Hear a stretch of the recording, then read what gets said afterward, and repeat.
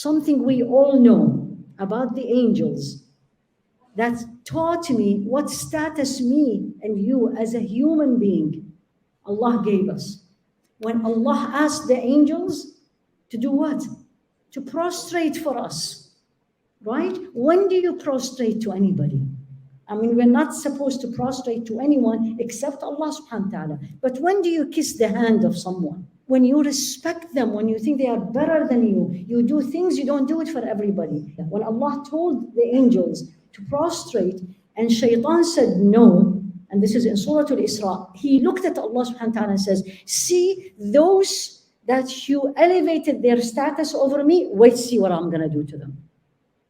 So you enemy are elevated in the sight of Allah. That's why, and don't look down at people because they are this or that and you are this and that. We are all human beings. And Allah subhanahu wa ta'ala elevated our status. Allah subhanahu wa ta'ala will boast about us in front of al-malaika. You know that? When is that? On the day of Arafah. When all of us, or those who are in Hajj, and Allah looks at the angels and says, look at my servants.